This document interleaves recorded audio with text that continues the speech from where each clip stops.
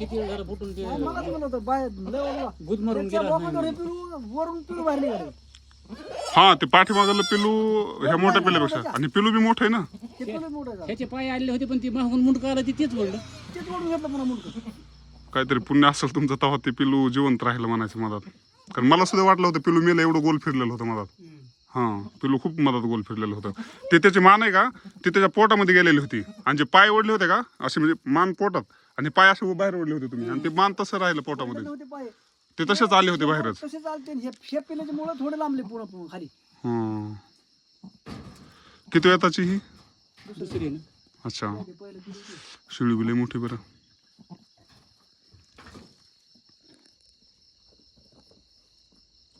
बघूत tension नका घेऊ. हा असं आहे का? नसलेलं तर बरं 2 ला दूध पण पुरवलं. नाही काही नाही ते आपल्याला वाटतं लय म्हणजे असावा पण ते कमी असलेले लय चांगले. पक्षी लय झाले 2 पिढ्या असावं त्याचं टेन्शनच नाही. खरं आहे तुमचं. खायला हिरवं पारवा आहे का तिला? तिला भरडा फिरडा काहीच चारायचं नाही. तसलं काहीच करीत नाही. आता 8 दिवस तिला बाकीचं नाही चारायचं पुन्हा मग चारलं तरी चालतंय. पोट रिकामं असतं तिला पचन होत नाही त्या गोष्टी. हां खापरी पेंड थोडीशी ठेवू शकतात सकाळ संध्याकाळ मुठमुठ दुधासाठी.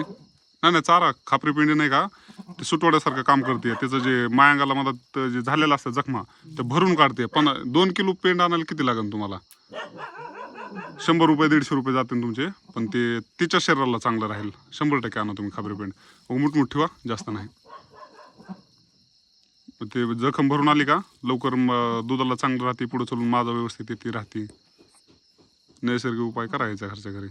मला पिल्याची कमालच करावलं मी. नाही खरंच कामाला पिल्याची. नाही तर मी लहानपणापासून सांभाळत नाही. हा इतक्या राहिल्यावर तर राहतच नाही पिलो.